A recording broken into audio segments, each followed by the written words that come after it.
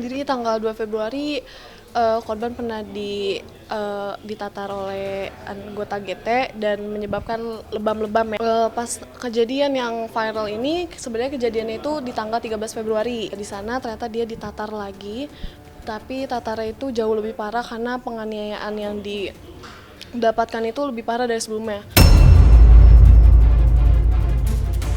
Lengan sebelah kirinya ini dibakar, ya dibakar sama anggota anak GT. Terus di bagian belakang pundaknya ini itu banyak banget luka bekas sundutan rokok. Mukanya itu sempat rada bengkak. Terus area leher itu benar-benar sakit. Dia cerita kalau area leher itu sakit karena dicekik berkali-kali. Terus di area perutnya ya kayak ginjal lambung gitu, dia selalu ngerasa nyeri setiap gerak karena dipukulin perutnya.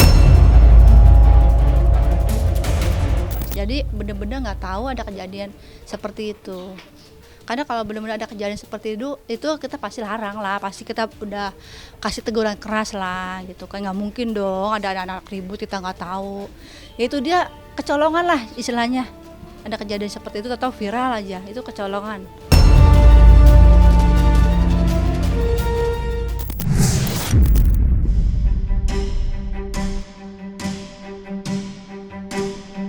Kasus perundungan yang menyeret nama anak Vincent Rompis di Sekolah Internasional Binu Serpong, Tangerang hingga kini masih ramai diperbincangkan oleh publik. Ya, kejadian ini pun sukses mencuri perhatian para netizen yang sangat mengecam keras akan adanya kasus bullying yang melibatkan anak-anak di bawah umur. Dan diketahui pula jika kejadian ini tega dilakukan oleh pelaku berjumlah lebih dari 8 orang yang diantaranya merupakan anak para petinggi ternama. Imbas dari kekerasan tersebut, kini korban pun harus dilarikan ke IGD lantaran mengalami luka yang cukup serius. Sebagaimana hal itu dijelaskan pula oleh salah satu kerabat korban yang kala itu menjadi saksi akan kondisi korban pasca mendapat perundungan oleh salah satu geng sekolah berjuluk GT. Lantas, seperti apa kondisi korban saat ini? Dan benarkah pula jika kejadian ini bukan pertama kalinya dilakukan oleh geng tersebut?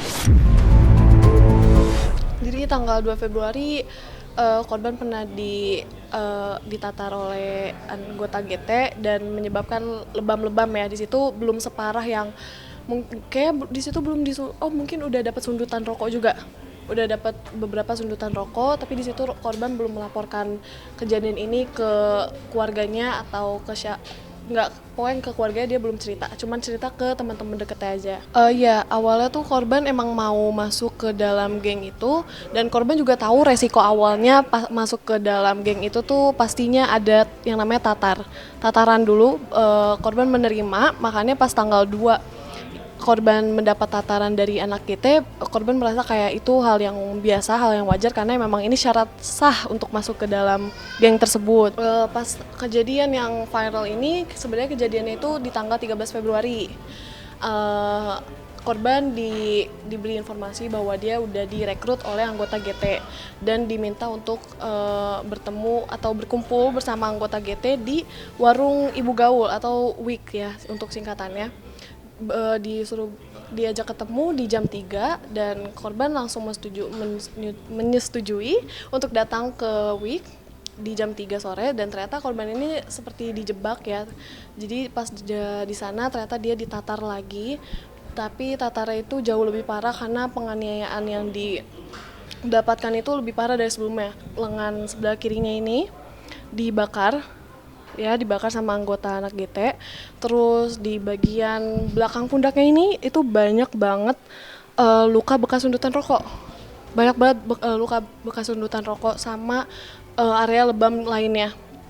Mukanya itu sempat rada bengkak.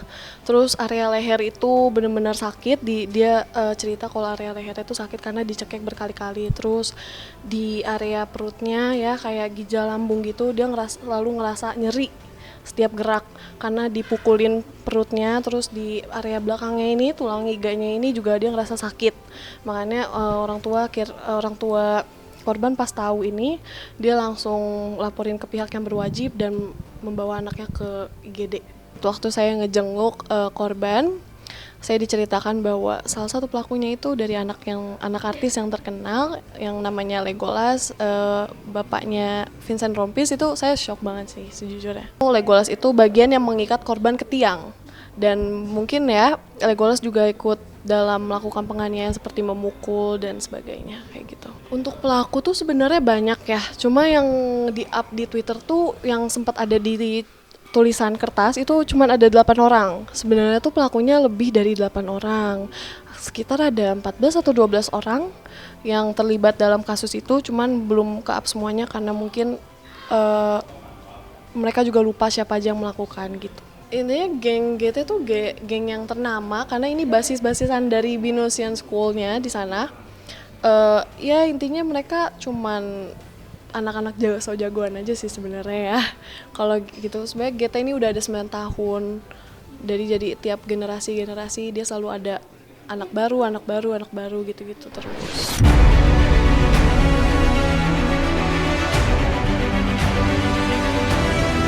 Hanya sekedar ngejok konten. Kalau salah ya salah. Bisa berlatih.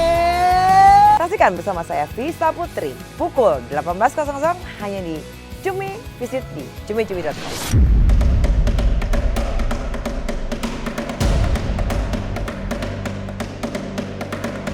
Atas kasus perundungan yang terjadi, kini pihak warung tempat kejadian pun ikut disorot lantaran dianggap lalai dalam mengawasi kumpulan anak-anak yang telah melakukan tindakan keji terhadap korban.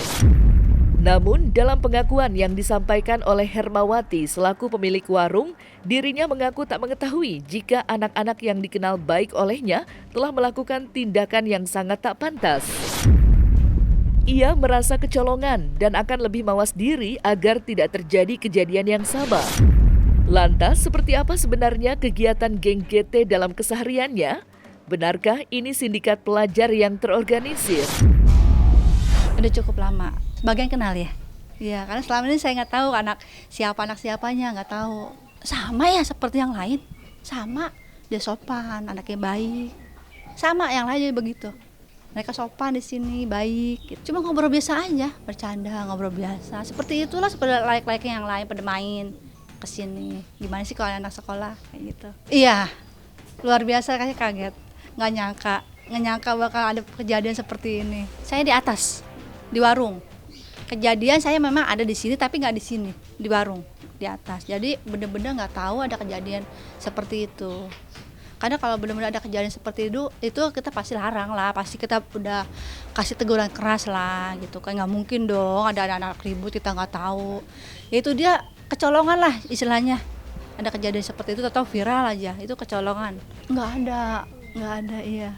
Ya mereka cuma bertanya, kok Bu bisa kayak gini, selama ini kita jaga nama tempat ini gitu ya, supaya ya biasa aja cuma ngobrol biasa kita cuma bercanda, kok ada kejadian seperti ini, kita ikut prihatin dari alumni, karena kasihan dengan yang punya warung juga, mama saya contohnya ya, sampai sakit sekarang tuh, karena mikirin, kan belum pernah kita sampai kayak gini kan. Cinta itu mempertemukan. Hal itu bisa membuat seseorang sampai ke titik terendah dan tergelapnya. Cinta itu menyatukan. Mereka tahu nggak hal-hal lain di luar itu? Hal-hal apa yang saya lakukan untuk Lesti? Cinta itu memisahkan. Kalau orang tua gua pada akhirnya tidak menganggap gua anaknya lagi. Bahkan kadang cinta itu juga meninggalkan. Satu saat gua kenapa-napa, dibunuh misalnya. Anak saya nikah, kenapa yang jadi walinya itu bukan saya? Tapi satu hal yang pasti, cinta itu punya kekuatan. Alvin in Love, cinta untuk semua.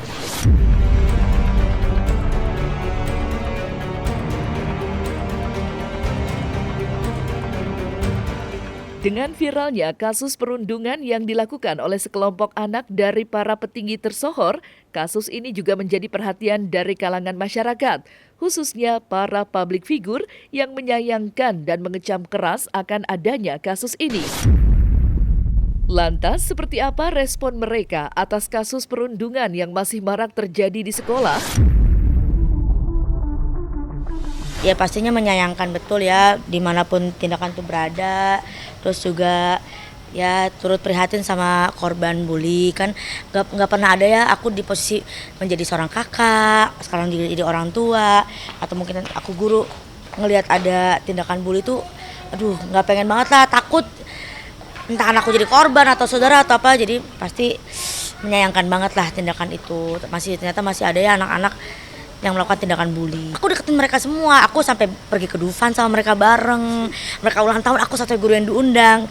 Karena mereka jadi nggak takut untuk cerita banyak hal. Pernah terjadi waktu itu ada anak kelas 7 ngadu, aku disin-disin sama kakak kelas 9. Nah, jadi karena aku deket sama kelas 9 waktu itu, jadi aku cari tahu kenapa. Ya Miss, soalnya dia gini-gini. Nah, aku yang coba mendamaikan. Karena biasanya tuh kayak gitu tuh cuma miskomunikasi, salah paham, kayak ngerasa kok dia songong banget sih lewat, sok cantik, padahal mah enggak, padahal orang kayak ada yang lewat, ya lewat aja, ada yang misi, ada yang gitu ya kadang-kadang. Nah tugas kita nih sebagai orang tua memang harus lebih peka. Alhamdulillah di tempat anak-anakku nggak ada. Iya. Alhamdulillah di tempat teman di sekolahnya anakku nggak ada seperti itu. Jadi ya itu mudah-mudahan kita sebagai orang tua tidak mengalami hal itu ya. Oke. Jadi memang kalau ada kasus bullying seperti itu, saya tuh paling ngedengernya paling nyesek ya, karena saya punya anak juga laki-laki. Jadi ya saya berharap ini menjadi perhatian dari pihak sekolah dimanapun juga, pihak orang tua, agar lebih bisa menekankan kepada anak-anak kita, kepada murid untuk sangat menjauhi hal tersebut. Jadi ini untuk lebih diperhatikan lagi oleh pihak sekolah dan orang tua agar bisa membekali anaknya dengan hal-hal yang lebih positif lagi, seperti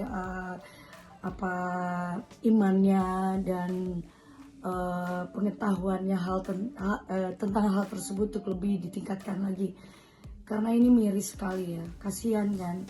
Itu aja mungkin tanggapan dari saya. Intinya harus ada perhatian khusus, bukan hanya dari pihak sekolah, tapi dari pihak orang tua dan lingkungan sekitar, agar kasus ini tidak pernah terjadi lagi di sekolah manapun juga. Kebetulan anak saya juga pernah dibully, jadi aku pernah merasakan jadi ibu anak yang dibully, dan aku stresnya minta ampun sih, sampai anak saya tuh nggak bisa sekolah, saking stresnya dia mual, tapi dia nggak mau bilang karena takut kalau misalnya bilang, kan biasanya begitu ya. Jadi saya sangat anti bullying, apalagi waktu itu anak saya cyberbullying dengan grup juga, jadi kayak ya biasalah, mungkin anak saya mau disuruh masuk grup itu terus dia nggak mau atau something like that. So aku benar-benar trauma juga sih dengan bullying itu. So I'm so against it deh. Abuse-nya itu melalui kata-kata sih, dan orangnya tuh kayak ngumpet, jadi nggak langsung ya maksudnya. Tapi kita tahu siapa, karena akhirnya ketahuan juga ya, kalau namanya orang jahat bullying pasti akan ketahuan gitu sih. Sampai aku mesti lapor ke sekolah, anak itu dipanggil, ya alhamdulillah akhirnya selesai sih. Tapi masalahnya kalau soal sekolah susah juga ya, karena itu kan lingkungan. Jadi belum tentu juga sekolah ini ada anak, tergantung anak-anaknya kan. Jadi itu bukan salah sekolah, tapi bagaimana sekolah itu menyikapi yang penting. Dan pada saat itu di sekolah anak saya kebetulan semuanya itu bagus, langsung ada kayak dikumpulin semua, ada kayak assembly, sampai anaknya dipanggil orang tua. Jadi akhirnya penanganannya bagus, sehingga setelah itu anak saya jadi berani lagi sekolah gitu loh.